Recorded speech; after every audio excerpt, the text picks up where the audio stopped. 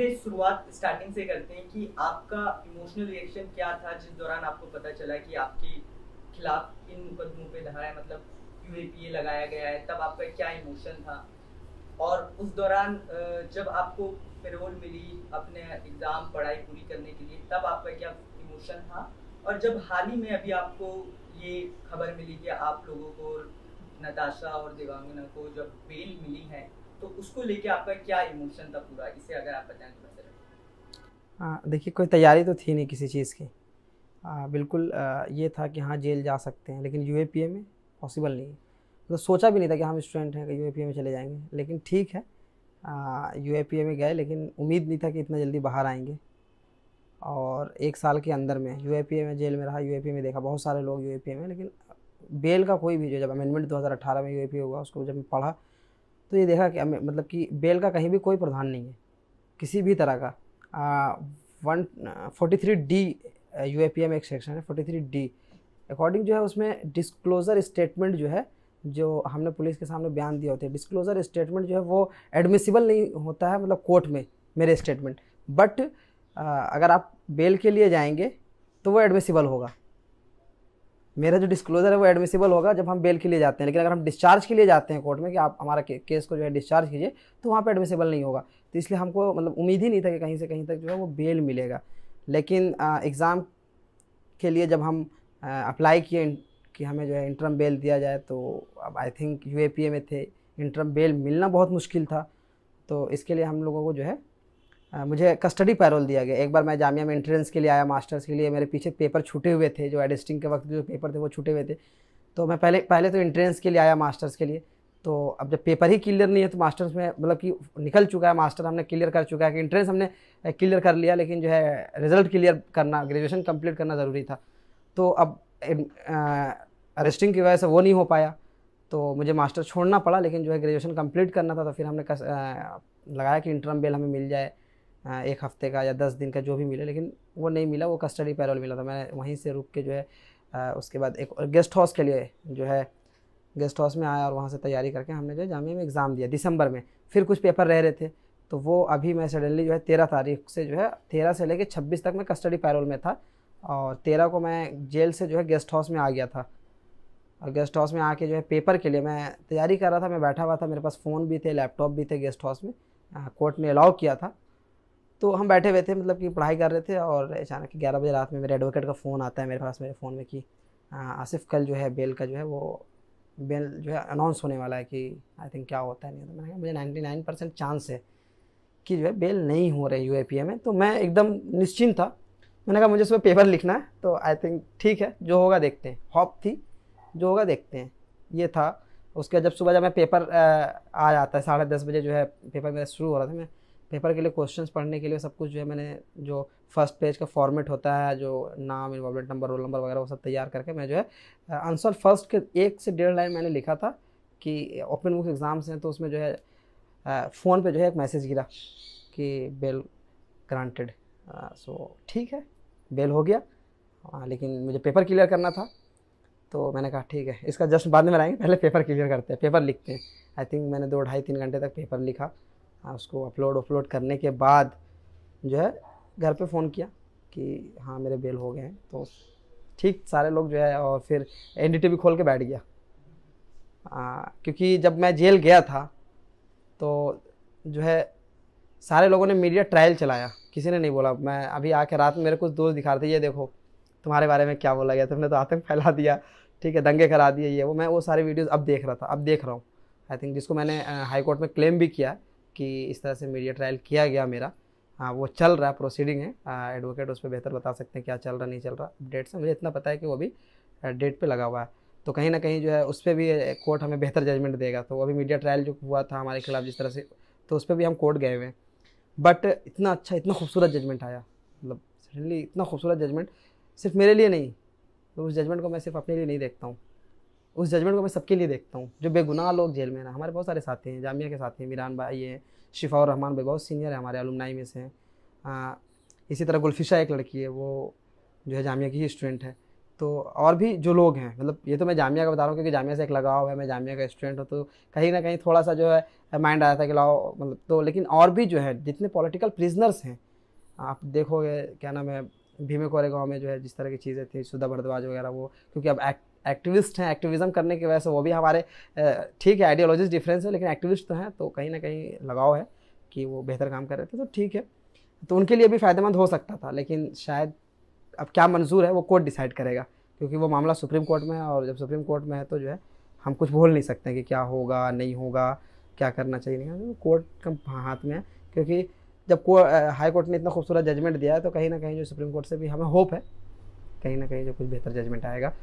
तो ठीक है, सब ओवरऑल जेल रहा और पढ़ाई रहा और फिर जामिया और जो भी आना जाना बीच में हुआ उसके दरमियान जो खुशी थी, 2 बार कस्टडी पैरोल मुझे मिला, जामिया आया, जामिया देखने को मौका मिला, एग्ज़ाम्स लिखने के मौके मिले जामिया में, जो है जो टीचर्स थे कस्टडी पैरोल के दरमियान उन्होंने सबसे बेहतर काम ये किया, जो एग्ज़ामिनर्स हैं जो एग्ज़ाम ले रहे थे उन्होंने जो है, जो हमारे साथ पुलिस वाले आए हुए थे जो साथ में सेफ्टी सिक्योरिटी के लिए जो मामला था कि मैं, तो वो जो आए थे उन सबको चाय पिलाया जामिया ने, मैंने कहा चलो कम से कम हमारा जामिया जो है जो वहाँ टीचर, मैं इतना खुश हुआ कि कम से कम जो लोग हमारे साथ आए हुए थे कम से कम 8-10 लोग थे साथ में, ठीक है वो उनका कंसर्न था वो, लेकिन ये है कि कहीं ना कहीं जो है वो लोग खुश हुए हैं। तो जामिया के बारे में तो हमने ऐसा सुना था, जामिया के बारे में तो हमने ऐसा सुना था कि हाँ इस तरह से होते हैं, ये होते हैं वो होते हैं, तो आई थिंक जो है कहीं ना कहीं जो उनके माइंड में जामिया के रिलेटेड जो चीज़ें थी, जो चीज़ें मुझे रास्ते में वो बोल रहे थे कि जामिया ऐसा है जामिया वैसा है, वो चीज़ें जो हैं ख़त्म हो गई।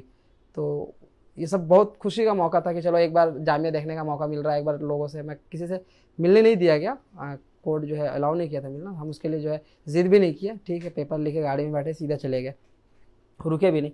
लेकिन बेल के लिए भी मैं खुश हूँ, लेकिन क्योंकि अपने से दूर था, जामिया से मेरी आदत है, मैं लोगों के बीच में रहता हूँ, मेरे साथ जो है मैं बहुत सारे लोग होते थे हमेशा जामिया में भी, और कभी अकेला नहीं बैठता था। मेरा नाम ज़रूर आसिफ इकबाल तन्हा है, लेकिन लोगों ने मुझे तन्हा छोड़ा नहीं, तो वो जो है फील जो है मुझे कहीं ना कहीं जो है बहुत यूँ हो रहा था कि लोग हमारे साथ होते थे, मेरी आदत थी और कि हम लोगों के साथ रहें, और वो चीज़ें जो है मुझे मिल रही। अब तन्हाई जो है, तन्हा की जो तन्हाई है वो ख़त्म हो गई अभी। एक चीज़ मुझे बताइए कि आप करीबन 1 साल जेल में थे, तो इस दौरान महामारी भी थी जेल में, मतलब जेल में क्या पूरे देश में और दुनिया में महामारी थी, तो उसको लेके हेल्थ को लेके काफ़ी कंसर्न रहता था और रहता होगा आपको, और तो जेल में जो आपका एक्सपीरियंस था वो किस प्रकार था बाकी लोगों के साथ भी, और वहाँ के जो भी वार्डन या फिर प्रिजनर जो भी संभालते थे वहाँ पे, उनको लेके आपका एक्सपीरियंस कैसा रहा? मतलब इतने सारे मीडिया से मैंने बात किया 3 दिन से, इस तरह के सवाल होने चाहिए थे, ये सवाल होने चाहिए थे। बेसिकली आप जेल में थे तो आपका हेल्थ क्या था, वहाँ के जो इनमेट्स हैं उनके रिलेटेड क्या था, कोविड इतना ज़्यादा था, मतलब कि मैं मेरे पूरे जो हैं वो दिमाग में वो फ्लैश कर रहा, मैं बयान नहीं कर सकता। अब मैं सोच रहा हूँ आपसे बयान कर लूँ, आप तक लोग जब जेल में थे और कोविड था, मैं कोविड के समय में जो है जब मैं बाहर था, पहले बाहर से मैं शुरू करता हूँ, जब क्योंकि मैं कोटा था, कोटा से मैं वापस आया, राजस्थान किसी प्रोग्राम में था, वहाँ से वापस आया और फिर मैं यहीं पे था, रुका हुआ था दिल्ली में, और लॉकडाउन लग गए। मैं सोचा कि सबसे पहले तो क्योंकि नॉर्थ ईस्ट में जो कुछ हुआ था वायलेंस, हम उसमें रिलीफ का काम कर रहे थे, मतलब कि वो खाना पहुंचाना, कपड़े पहुंचाना, लोगों के जो है ज़रूरियात के सामान। उसके जब लॉकडाउन होता है तो आपको याद होगा लॉकडाउन के वक्त में जो है उस वक्त शुरू में लोग जो हैं बहुत ज़्यादा जोश में थे कि लोग पता नहीं गरीब कैसे ज़िंदगी गुजारेंगे, तो उसमें रिलीफ का काम, यानी कि हम लोग किट्स बनाते थे इसी जगह पे, इसी ऑफिस में बैठ के पूरे किट्स जो है, यहाँ पे ये लाइब्रेरी है बेसिकली, लेकिन इसका नीचे का जो हिस्सा था ना वो सिर्फ पैकेट से जो है, वो मुझे याद है अच्छे से कि वो पूरे पैकेट से जो है वो खाने के वो बने रहते थे और हम यहाँ से जो है देते थे। फिर एक टाइम ऐसा आया कि जो है मज़दूर जो है पैदल जो है वो ट्रैवल करना शुरू कर दिए, तो इस रोड से जाते थे, तो हम बाहर जो है टेबल और क्या नाम है चेयर्स वगैरह लगा के पानी के बॉटल्स और बिस्किट्स और नमकीन्स और क्या नाम है तहड़ी वगैरह जो है डब्बे में बना के वो सब हम लोग रखते थे और उनको देते थे। तो ये रिलीफ का काम चल रहा था, जिससे खुद ये सब मतलब करके संतुष्टि मिलता है मुझे, क्योंकि ये सारी चीज़ें ह्यूमैनिटीज़ के लिए जब आप एक्टिविज़म कर रहे हैं, तो लोगों के हक़ की जब लड़ाई लड़ रहे हैं, तो जब लोगों के लिए खड़ा होना ही जो है सबसे इम्पॉर्टेंट है, तो वो मैं करने की कोशिश कर रहा था। यहाँ पे हमने किया, बहुत सारी चीज़ें कर भी रहे थे। सडनली जो है मुझे बुलाया जाता है कि आप आ जाओ इन्वेस्टिगेशन में, इन्वेस्टिगेशन ज्वाइन करता हूँ, मेरे फ़ोन्स सीज हो जाते हैं, मेरे नंबर्स वगैरह सीज हो जाते हैं। उसके 1.5 महीने के बाद जो है मेरी अरेस्टिंग हो जाती है मई में। जब मेरी अरेस्टिंग होती है तो मैं जेल पहुँचता हूँ। मुझे अरेस्टिंग के समय कम से कम मुझे चेक करना चाहिए था कि मेरा कोविड क्या है नहीं है, यहाँ से आप लेके जा रहे हो, मेरा कोई कोविड टेस्ट नहीं होता है। चलो वो फर्स्ट टाइम था, कोई इशू नहीं है। मैं जेल गया, जेल में रहा बहुत दिन तक। उन्होंने कोई भी जो है मेडिकल ट्रीटमेंट, हाँ और कैसे हो, ठीक है, कोई तबीयत नहीं। कहाँ के रहने वाले हो? जामिया के रहने वाले हो? ओखला में रहते हो? हाँ, रेड जोन। उस वक्त रेड जोन, ग्रीन जोन के हिसाब से चल रहा था कि जहाँ पे कोविड वो पूरा सील कर देते थे। उसके साथ ये उस एरिया से है जहाँ रेड जोन लगा हुआ है, तो इसको अकेले में डाल दो। आई थिंक मैं जिस रह रहा था इस आसपास में शायद 2-3 जगह ऐसे हैं, मतलब कि ऐसी जगह नहीं है मतलब यहाँ से लंबे समय तक कि जहाँ पे रेड जोन होगा। लेकिन आई थिंक जो है वो मुझे अकेला रखना चाहते थे रेड जोन के नाम पे, तो मुझे अकेले डाल दिया उन्होंने जेल में। लेकिन कभी पूछने नहीं आया, हाँ तुम्हारी तबीयत कैसी है, तुम्हें किसी चीज़ की दवाइयों की ज़रूरत है? नहीं। चलिए नहीं, 14 दिन मुझे वहाँ क्वारंटाइन है, कोई इशू नहीं, क्वारंटाइन में था। क्वारंटाइन से जब मैं वहाँ से निकलता हूँ, 2 नंबर जेल में था मैं, 2 से 4 नंबर जेल में मुझे शिफ्ट किया जाता है, क्योंकि मेरा नाम आसिफ है और ए और आर का नाम जो शुरू होता है ए और आर से, वो लोग उनके लिए 4 नंबर जेल है। तो मैं 4 नंबर जेल गया। 4 नंबर जेल में जब पहुँचे तो वहाँ पे 2 नंबर जेल से जस्ट अपोजिट, यानी कि मैं 24 आवर लॉक था 14-15 दिन, मतलब निकल भी नहीं सकता था। सब कुछ अंदर ही करना है आपको, बाहर नहीं आ सकते हैं आप। मतलब कि एक छोटा सा सेल है, आपको उसी में रहना है 14 दिन। उन दीवारों से नफरत हो गई थी मुझे। मतलब कि वो चीज़ें मेरे दिमाग में सब घूम रहे थे। मैं क्या सोचता कि ना तो पढ़ने के लिए किताबें थी, ना तो चेंज करने के लिए कपड़े थे, कुछ भी नहीं था। मतलब जो मैं पहन रखा था वही, बिल्कुल भी नहीं। मुझे शौक बहुत है कपड़ों का, तो वहाँ कपड़े नहीं थे चेंज करने के लिए। गर्मी इतना ज़्यादा था, मैं मतलब कि परेशान बहुत रहा। रोया नहीं कभी, परेशान बहुत रहा कि यार क्या मतलब कि ज़िंदगी हो गई है। कम से कम कपड़े तो मुझे दे दें, कपड़े भी नहीं मिल रहे थे। तो आई थिंक मैं जब पहुंचा तो वहाँ पे एक अलग दुनिया थी। 2 नंबर जेल एक अलग था, 4 नंबर जेल में वहाँ बहुत खुला हुआ फिज़ा था। वहाँ सुबह मुझे 6 बजे लॉक खुल जाता था, 11:30 तक जो है वो बंद हो जाते थे लॉक। उतने देर आप बाहर हैं, किसी से बात कर सकते हैं, आप जो चाहें वो कर सकते हैं। नहाना, कपड़ा धोना, जो भी है, खाना लेना, जो कुछ है आपको, आप उसमें कीजिए। 11:30 बजे लॉकअप हो जाते थे, वो गिन के जो है गिनती बंद कर देते थे। उसके बाद 3 बजे फिर वो दोबारा लॉकअप खोलते थे, और 3 बजे से 6 बजे तक उसमें आप जो है जो चाहें वो कर सकते हैं। उसमें आप खाना पीना भी आ जाता है, नाइट का वो लेना है, वो रखना है, पानी भर के रखना है पीने के लिए, सारी चीज़ें हैं। मैंने नहीं किया कभी, लोगों का इतना प्यार मिला। 4 नंबर जेल में जब मैं पहुंचा तो लोगों ने पूछा कि आप किस केस में हो? मैंने कहा जामिया में हूँ। कहा मैं यहाँ तैमूर नगर का रहने वाला हूँ। कुछ लोग कह रहे नहीं मैं यहाँ खादर का रहने वाला हूँ, मैं शाहीन बाग का हूँ। तो अच्छा आप इस केस में हो?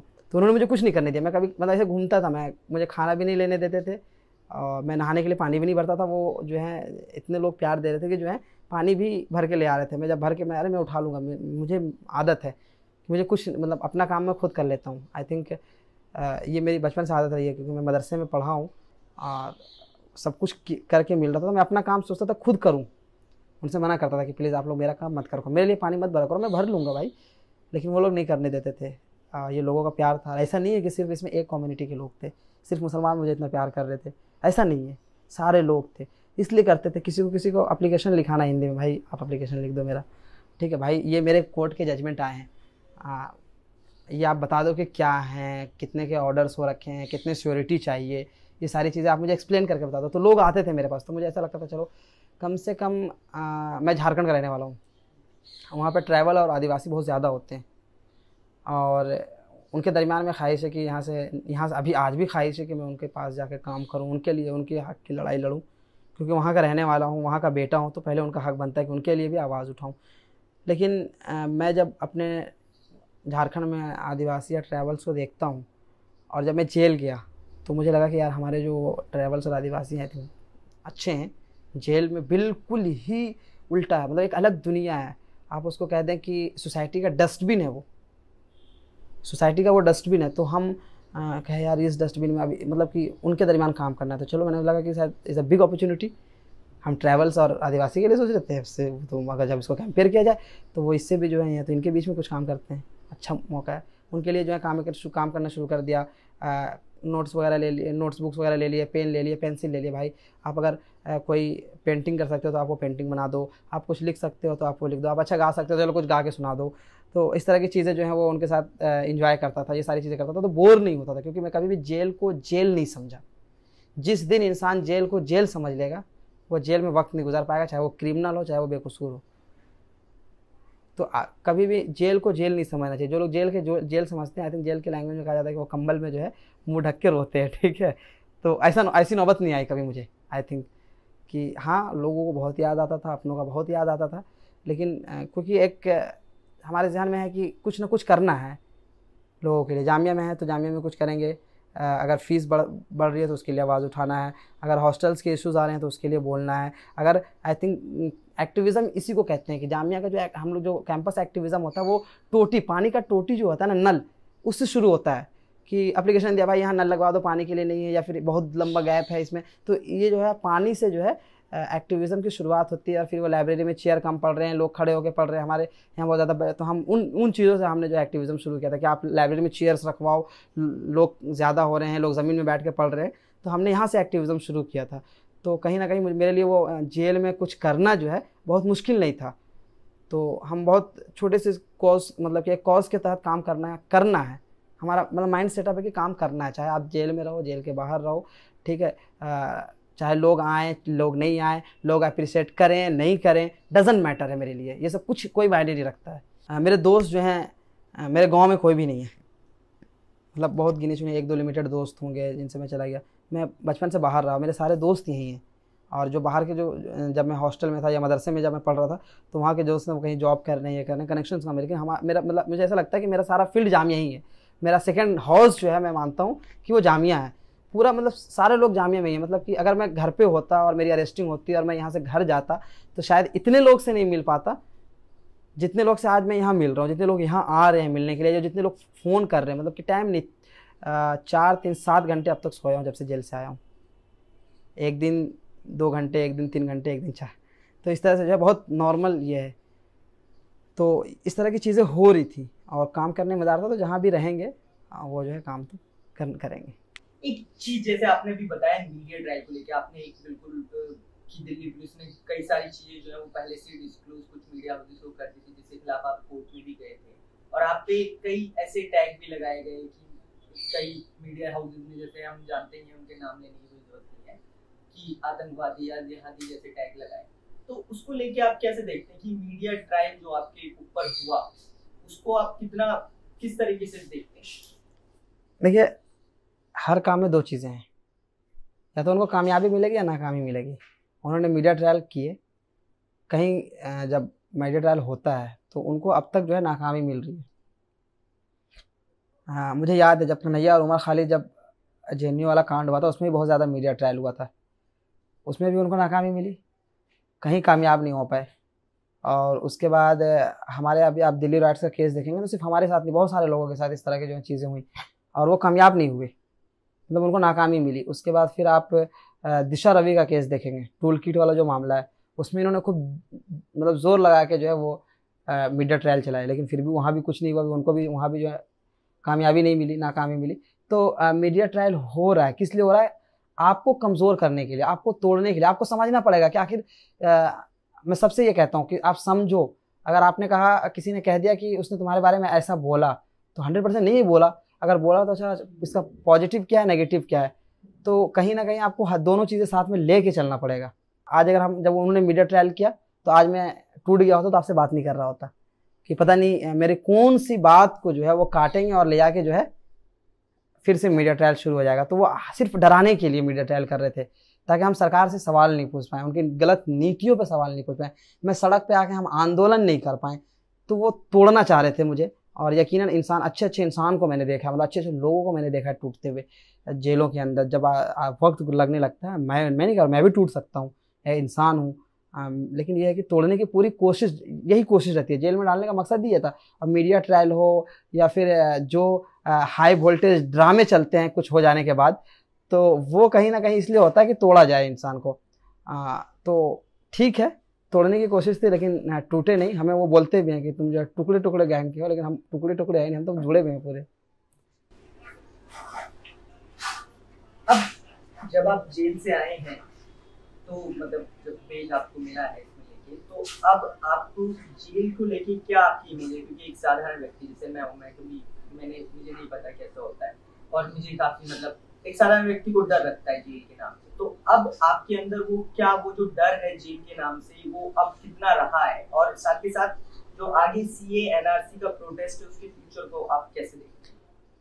देखिए, जेल भी जो है वो, मैंने आपको बताया कि डराने की कोशिश है, और हमें बहुत डराया गया। इस तरह से डराया गया कि जब 13 दिसंबर को हमने प्रोटेस्ट किया तो हमें उठा के ले गए, 4 घंटे तक बदरपुर में बंद करके रखा। उसके बाद जो है वहाँ से जब वापस आया तो 15 दिसंबर को आई थिंक, मुझे नहीं लगता कि जामिया के 1% भी स्टूडेंट जो है जहाँ पे बस में आग लगी थी वहाँ तक गए होंगे। मुझे नहीं लगता, एक नॉट अ सिंगल पिक कि किसी जामिया का स्टूडेंट का है, मुझे ला के दिखा दो जहाँ बस आग लग रहा है, किसी एक भी बंदे का फोटो नहीं है जिसको जामिया में ऐसा, मतलब कि ऐसा कोई चेहरा नहीं होगा जो जामिया का स्टूडेंट है और उसको एक दूसरे लोग नहीं जानते हो कि भाई ये, अगर कोई फोटो में दिखेगा ना, अगर मैं उसको नहीं भी जान रहा हूँ ना, तो कहीं ना कहीं से मेरे पास बात आ जाएगी कि ये जामिया का स्टूडेंट है। लेकिन जिस एरिया में 15 दिसंबर को बसों में आग लगाया गया उसमें कोई भी नहीं था, मतलब कि उस एरिया में कोई नहीं था। तो उस वक्त उसके बाद फिर वो लाइब्रेरी आ जाते हैं ये कहते हुए कि वहाँ पे उन्होंने वायलेंस किया और न्यू फ्रेंड्स कॉलोनी में घुस गए तो आश्रम तक पहुँच गए, ये सारी चीज़ें जो उन्होंने स्टोरी जो बनाई। लेकिन उसके बाद फिर वो क्यों ये स्टोरी बनाई, ताकि वो लाइब्रेरी में आके जो ब्रूटलिटी किए थे ना उसको वो डिफेंस, मतलब कि डिफेंस कर सके कि इन्होंने ऐसा किया तो हमने ऐसा किया। तो वो तो शुरू से इस कोशिश में थे। तो जब हम उस वक्त नहीं डरे, लाइब्रेरी में इतना कुछ हुआ, मैं मतलब कि सलाम करता हूँ अपने उन साथियों को जिन्होंने जो है डट कर मुकाबला किया। मुकाबला करने का मतलब ये है कि मार खाए और बर्दाश्त, मतलब कि जो है अपने जो ज़ख्म थे उसको बर्दाश्त किया और डरे नहीं। उसके बाद फिर उन बहनों को सलाम करते हैं जो पूरी रात जो है वो वॉशरूम में थी। तो कहीं ना कहीं वो डराने की उस वक्त से कोशिश कर रहे थे। मुझे यकीन है कि जब 15 दिसंबर को हुआ तो मैं ऐसा पहला स्टूडेंट हूँ जो सबसे पहले हॉस्पिटल आया था, 7 नंबर गेट पे सबसे पहले मुझे मारे थे। तो मुझे मतलब याद है मुझे वो चीज़ कि मैं सबसे पहले हॉस्पिटल आने वालों में से सबसे पहला नाम मेरा था। तो फिर भी हम नहीं डरे। तो कहीं ना कहीं जो है वो डराने के लिए ही ये सारी चीज़ें कर रहे थे और जेल भी जो है वो डराने की जगह है। तो मैं साथियों से सिर्फ यही कहना चाहता हूँ अपने दोस्तों से कि आपको डराया जाएगा। और अंग्रेज़ भी डराते थे कि जब कि ऐसे कर देंगे, जेल में डाल देंगे, ये कर देंगे, वो कर देंगे। और इस तरह की चीज़ें जब हिंदुस्तान जब आज़ादी की लड़ाई जब वो चल रही थी तो इस तरह की कई सारी परेशानियाँ आई। लोग हमेशा जो है वो डराने की कोशिश करते हैं। 2 चीज़ों से डराई जाती है, या तो आपको ऐसा कुछ करेंगे, मेंटली टॉर्चर करेंगे, फिजिकली टॉर्चर करेंगे। तो इन्होंने तो फिजिकली जो है डराने की बहुत कोशिश की। इतने आंसू गैस के मतलब कि गोले दागे थे कि मुझे याद है आज भी, पूरा वो ओखला जो है वो धुआं था। तो कहीं ना कहीं जो है वो आपको जेल में डालेंगे वो भी डराने के लिए। तो डरने की ज़रूरत नहीं है। आप किससे डरोगे? मैं ये कहता हूँ कि अगर आप नहीं बोलोगे, अगर हम नहीं बोलेंगे ना, तो हमारी जो आने वाली नस्लें हैं ना वो हमें माफ़ नहीं करेंगी कि आपने क्या किया। हम कभी भी पार्टीशन को सही नहीं बोलते हैं। क्यों नहीं बोलते हैं? क्योंकि वो गलत था, नहीं होना चाहिए था। इतना बड़ा हिंदुस्तान होता, इतना पावरफुल होता कि नहीं। लेकिन जो तो क्योंकि वो भी तोड़ने की राजनीति थी, वो भी काटने की राजनीति थी, मतलब कि कहीं ना कहीं हिंदुस्तान से ही कट के पाकिस्तान बना। तो वो क्यों? तो ये जो तोड़ने और काटने की जो राजनीति है ये हम लोग नहीं करना चाहते हैं। और ये भी जो है वो डरने और डराने की जो पॉलिटिक्स है ये भी नहीं करना चाहते। तो आपके साथ जितनी आप अगर नहीं करोगे तो इसी तरह आपको तोड़ा जाएगा, आपको काटा जाएगा, आपको मारा जाएगा। आज जैसे हम बोलते हैं कि बाबा साहब भीमराव अम्बेडकर ने जो है संविधान लिखा तो उसमें जो है तमाम मजहब के मानने वाले, तमाम धर्म के लोगों को मानने वालों को जो है अधिकार दिया है। ठीक है, जब हम गांधी जी को पढ़ते हैं तो ये पता चलता है कि आज़ादी के लिए, आज़ादी सिर्फ क्या नाम है मुसलमानों के लिए, हिंदू सभी लोगों के लिए था। तो कहीं ना कहीं जो है हाँ हमें ये जानना पड़ेगा कि हम अगर उनकी तारीफ़ कर रहे हैं, अपने बुज़ुर्गों की, अपने बड़ों की और उनकी हिस्ट्री को पढ़ के अगर हम लोगों को बोल रहे हैं कि हमारे बुज़ुर्गों ने, हमारे असलाफ ने, हमारे फ्रीडम फाइटर्स ने जो है ये सब कुछ किया, तो क्योंकि वो हम उनकी नस्ल हैं, हम तो कहीं ना कहीं हम उनकी तारीफ में हमें भी कुछ ऐसा करना होगा कि हमारे पीछे जो लोग आए तो कम से कम बोलेंगे हाँ इन लोगों ने जब कुछ ऐसा हो रहा था कि जब कोई एक तानाशाह जब था और गद्दे में और वो इस तरह से कर रहा था तो हमारे लोगों मतलब कि लोगों ने कुछ नहीं बोला। जो इंसाफ पसंद लोग थे जो उस वक्त जो है कहते थे कि तो उन लोगों ने कुछ नहीं बोला, उन लोगों ने कुछ नहीं किया। तो हमें ये नहीं सुनना है, इसलिए हमें बोलना पड़ेगा, हमें करना पड़ेगा ताकि आने वाली नस्लें जो है हमें गालियाँ ना बकें। अगेंस्ट सीए एनआरसी मूवमेंट क्या है? देखिए, अगेंस्ट सीए एनआरसी मूवमेंट जो है वो जामिया से शुरू हुआ, सबको पता है। और जामिया से शाहीन बाग और शाहीन बाग से पूरा एक नेशनल मूवमेंट बना। और फिर जहाँ वो मूवमेंट के वाइंड अप का कोई प्रेस रिलीज आपके पास आया है? मुझे नहीं पता, आया नहीं आया। किसी ने वाइंड अप का अनाउंसमेंट किया है क्या? हमने तो नहीं किया है, या हमारे साथियों ने नहीं किया है। तो हमारा जो आंदोलन है वो तो वाइंड अप नहीं हुआ है। वो कोविड की वजह से जो है हमने वहाँ से क्राउड कम किया था, और जब क्राउड कम किए तो वो हमारा जो ताम झाम था, जो हमारे पोस्टर्स थे, जो हमारे बैनर्स थे, जो हमारे पंडाल थे, जो हमारे गद्दे थे जिसमें हमारे साथियों सोते थे, वो सब उठा के ले गए। जो हमारी किताबें थी वहाँ वो सब उठा के ले गए कि वक्त गुजारने के लिए किताबें जो है लोग पढ़े, थोड़ा देर यहाँ बैठे, वो सारी चीज़ उठा के पुलिस सारे ताम झाम हमारा ले गई। तो इससे आंदोलन खत्म हो जाएगा। या फिर हमारे जो दीवारों पे जो तस्वीरें या मैसेजेस बने हुए थे वो सारा उन्होंने जो है उसको पेंट कर दिया उसमें, तो उससे आंदोलन खत्म हो जाएगा। कोई भी अगर आप लोग के नॉलेज में हो तो थोड़ा मुझे भी दिखाएं मैं तो यही जान रहा हूँ कि अब तक कोई भी वाइंड अप का जो है अनाउंसमेंट नहीं हुआ है। तो जब वाइंड अप का अनाउंसमेंट नहीं हुआ है तो आंदोलन जारी है। आंदोलन अभी इसलिए भी है क्योंकि कोविड की वजह से लोगों को जान बचाना थोड़ा मुश्किल है। तो कम से कम सरकार भी जो है CAA NRC और NPR पे नहीं बोली, थोड़ी सी उन्होंने बंगाल में बोला था, लेकिन बंगाल के लोगों ने जो उनको जवाब दे दिया है। असम में कहीं ना कहीं जो है जो हमारे एक्टिविस्ट साथी हैं अखिल गोगोई वगैरह, जब वो जेल में थे UAPA में ही थे, और उन्होंने जो अगेंस्ट CAA NRC उन्होंने असम में मूवमेंट चलाया, और उसके बाद फिर वो बेल पे भी और चुनाव भी उन्होंने जीता। तो कहीं ना कहीं जो है हमें जीत मिली है, और असम में भी आने वाले वक्त में हमें कामयाबी मिलेगा कहीं ना कहीं। तो जब ये CAA NRC और NPR पे बात करेंगे तो फिर हम करेंगे। अब आपकी जैसे चीजें हैं वो मेंटल पीस जो है थोड़ा सा आपका छिन गया होगा जब इतना सब कुछ हुआ है आपके साथ, तो अब जो है आपकी स्थिति किस प्रकार है? अब पढ़ाई में जैसे आपकी एग्जाम चल रहे हैं उस पर किस प्रकार से अब ध्यान जो है वो सही ढंग से आपका लग पा रहा है, या फिर क्या है स्थिति अब आपकी? देखिए, ज़हनी तौर पे तैयार हैं। यहाँ जेल से जब मैं आया तब भी मैं तैयार था, जेल जाने से पहले भी मैं तैयार था। जब हम सोचते हैं या देखते हैं चीज़ों को कि जेल में थे और जेल के बाहर आए हैं, तो हम मेरा दिमाग कैसा है, मतलब मेंटली मैं डिस्टर्ब हूँ या नहीं हूँ, तो ऐसा नहीं है। जब लोगों का इतना प्यार मिल रहा था तो कहीं ना कहीं जो है जहन पे जो भी था वो सब ख़त्म हो गया। इतने सारे लोग, इतने मतलब कि इस तरह की चीज़ें जब मैंने पढ़ा देखा, वो लोग ऐसे लोग मिलने आए जिनसे मैं कभी मिला नहीं था, जिनसे मैं कभी बातें नहीं की थी, वो तमाम लोग आए। जहाँ तक काम करने का सवाल है वो करेंगे, जहाँ तक पढ़ाई का सवाल है, देखिए आज मैं बोल रहा हूँ, अगर मैं कुछ देर आपसे बात कर पा रहा हूँ, कुछ चीज़ें मैंने आपके सामने फैक्ट अगर रखा है तो मुझे बोलने आ रहा है, तो मैं पढ़ के ही बोल रहा हूँ। अगर मैं सेंटेंस कोई बोल रहा हूँ तो पढ़ के ही, क्योंकि जब तक आप पढ़ेंगे नहीं तो बोल नहीं पाएंगे। तो कहीं ना कहीं पढ़ना ज़रूरी है, और जब हम बोल नहीं पाएंगे तो आप हमारे पास भी नहीं आओगे कि भाई आप अपना व्यू बता दो, इसमें आप क्या सोचते हो। एक गवर्नमेंट कोई नीति लेके आती है या फिर कोई चीज़ें आती हैं मार्केट में, तो आप अगर मेरे पास कब आओगे? जब मैं उस पर स्टडी होगा। आप एक दो बार आओगे, बोला नहीं यार ये तो इस तरह घुमा फिरा रहे हैं, पढ़ नहीं रहे हैं, मैं आपको फैक्ट पे बात नहीं कर पाऊंगा, तो आप भी नहीं आओगे। तो पढ़ना तो ज़रूरी है, पढ़ना पड़ेगा कहीं ना कहीं। फैक्ट पे बात करना है, ग्राउंड जीरो पे जाके अगर काम करना है तो उसके लिए पढ़ना पड़ेगा। Education is the most important है। पहले एजुकेटेड हो जाओ, उसके बाद क्या नाम है एजुकेशन, ठीक है ना, और जो भी है उसके बाद करेंगे। एजुकेशन भी होगा और एजुकेशन भी होगा, दोनों चीज़ें बगैर एजुकेशन के जो है कहीं ना कहीं जो है हम कंप्लीट नहीं है। तो पढ़ना पड़ेगा, तो पढ़ अपनी जो तालीम है, जो भी एजुकेशन है, उसको आगे जारी रखेंगे। और दुआ है आप लोग भी साथ करें कि अब जो भी मास्टर्स वगैरह में, इंट्रेंस वगैरह